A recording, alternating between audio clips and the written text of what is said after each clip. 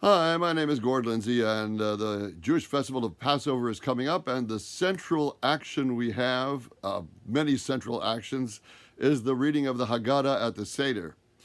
And for a lot of people, reading of the Haggadah is a very, very beautiful, treasured, precious act where each word contains all kinds of beauty and holiness and joy in it. And it's a pleasure to read through the Haggadah word for word and feel part of that spiritual ambiance that it creates. And then discuss it, of course. And then, of course, there's the other side of the coin where people are saying, "Oh my gosh, we got to go through all of this stuff before we eat. When do we eat? I mean, really, can we hurry it up?" And anyway, I'd like to maybe supply just a few little things for either of those groups to enrich the experience of the Haggadah. This series of little snippets is called the Haggadah Say What, and it's intended as a deep backgrounder to some of the things that we kind of take for granted in the Haggadah, and which have actually deep undercurrents, deep meanings associated with them that we can keep in mind when we read the Haggadah, or we could even actually talk about them at the Seder. It's optional. But at least as an adult, you'll know that there's something going on there when you reach that point in the Haggadah. So we're going to start off with just a few, we're going to make a short, brief descriptions of the deeper meaning of or associated with certain elements, very, very well-known elements of the Haggadah. First of all, what does the Haggadah mean? It means the telling. Haggadah, lehagid, to tell. So it's important that we have something to understand and something that the Haggadah has something to tell us, and what it wants to impart to us, I will reveal. The first thing we're going to talk about in two parts is a couple of the sentences in the very famous opening gambit of the Haggadah, Ma Nishtanah halayla zeh. Usually, Ma Nishtanah halayla zeh mikol haleilot. We usually have the youngest child stand up and say, "Why is this night different than every other night?" And then they go through a list of explaining or various differences that they perceive around them at the Seder as opposed to other nights. And we, usually we think of this as something cute and nice and pleasurable to hear the little children say things. I'm going to talk about two aspects of it, which are, and that'll be the first one today, just the first one today, which will be, shall we say, an indication of something deeper intended by the author of the Haggadah, which we can contemplate while the youngest child is chanting so beautifully the Ma Nishtanah. So today's topic has to do with the very, very primal phrase, Ma Nishtanah halayla hazeh. Why is this night, or how is this night different than every other night? Why or how, it's interchangeable in terms of understanding why it's different, how it's different. So the question I'm going to pose now to shed some deeper meaning to the section of Ma Nishtanah is, who was the first person to say Ma Nishtanah halayla hazeh? Who was the first person to say, why is this night different than every other night? And in order to understand the answer to that question, we have to understand the deeper meaning intended by the author of the Haggadah for us to think about while our children are innocently and sweetly chanting this section of the Haggadah. And it has to do with the concept of not Ma Nishtanah, why is it different, but halayla hazeh, this night. Why is this night different than every other night? And the deeper understanding in Yiddishkeit as most certainly intended by the author of the Haggadah, is that the night has another meaning than just, oh yeah, when the sun goes down, it's night, when it comes up, it's morning. Night is a symbol or a remez, a hint to something else. It's a hint to exile.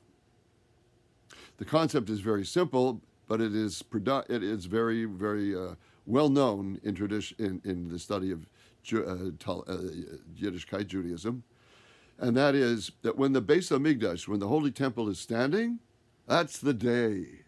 The sun is shining, Hashem is dwelling and radiating forth from the Kodesh Kodashim, the holy of holies, inside the temple, next to the Aron, the ark that carries the tablets. And it's day. That's the great day of Judaism. And conversely, when the temple is destroyed, or we don't have a temple to begin with early on, that's night. That's nighttime.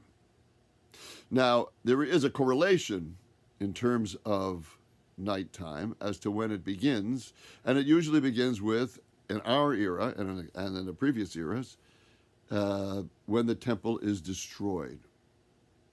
Because when the temple is destroyed, it means Israel has lost its battle with an enemy, and we have been conquered and exiled. So really, the author of the Haggadah is saying, when he wrote it, where was it? In the mid-teens of our era, mid-teen centuries of our era, he's saying, why is this night different from other nights? And he's referring to this exile that we are currently in since the Romans destroyed the temple and we were dispersed into the diaspora, into the world around us. And that is the exile, that is the night we are living in now. Now, what does it mean? Why is this night different than other nights? Well, the first night was created by the Babylonians. They're the ones who exiled us initially. And that dark night was the first exile. And that ended after about 70 years. In between that, then and now, there were two other exiles, one from the Medians, the Persians who took over from the Babylonians. Purim takes place during that night of exile. That is a continuation of the Babylonian, but it's not, because the Babylonians let us back in, but still, the temple was still not rebuilt, and we were still dispersed in the entire empire of Persia, and that's where the Purim takes place in terms of the next night. Then there's Hanukkah, which precedes, of course, the Roman Empire, but which was a night imposed upon us by the Greeks. The Greeks basically not necessarily exiled us physically, but tried to exile, but did succeed in, until the Maccabees set it right, did succeed in exiling us from ourselves, from our own spiritual heritage, by, of course, defiling the temple. Even though it was standing, it was defiled. And they're running pigs into it, and we weren't allowed to do our holy ceremonies there, and we were not allowed to be a holy nation. We were not allowed to be ourselves, so we were exiled spiritually in that one. And the difference between the current exile, why the author of the Haggadah asks, why is this night, this exile, different than other nights, is because the other nights ended. The Babylonian exile ended, I think 70 years. The Persian Media, the Persian exile ended. It was over at a specific time, and then the Maccabees put an end to the exile of the Greeks. So when the Romans exiled us 2,000 plus years ago, that set in motion the fourth exile. And this exile has been different from the other exiles in that for 2,000 years, during that period when the Haggadah was written, we were not allowed to return to Jerusalem and Israel, let alone rebuild the temple. And of course, it's up to Hashem when the temple will be rebuilt. So this exile, we're waiting for Mashiach. And when Mashiach comes, that will be the end of this exile. Even though we're back in Israel, we still don't have a temple rebuilt, and we still have much strife amongst ourselves, and we still have a lack of unity, and we still have a lack of reestablishing the Torah of Jerusalem and Israel. That is to say, the mitzvahs in the Torah that involve living in Israel and performing the service to Hashem, with Hashem dwelling in the temple. So that exile is ongoing. And that is why the question is asked. And that is the underlying resonance to the question, Ma Nishtanah halayla hazeh, mikol halelot. Why is this exile different from our other exiles? We haven't been able to get back to even, in other words. Yeah, it's great to have Israel. No problem there for me. It's a great thing to have a Jewish state, and I wish it all success and being well and safe. But we are still exiled now, in the sense that God has not sent Mashiach yet. So who was the first person? Who was the first person to say this? Was it the author of the Haggadah? No, much, much before that. The first person to say, Ma Nishtanah halayla hazeh, in meaning, why is this exile different than any other exile, was none other than, can I hear it? Somebody say it? Right. Somebody got it right. Yaakov Avinu, our forefather Jacob. Because he foresaw these four exiles of his children, the children of Israel. Where and when?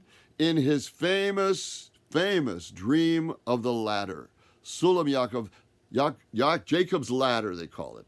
He lay down, he dreamt, and he saw a ladder with angels going up and down the ladder. According to Chazal, our sages, what he was seeing was an angel of each of the nations which exiled us going up the ladder and coming down.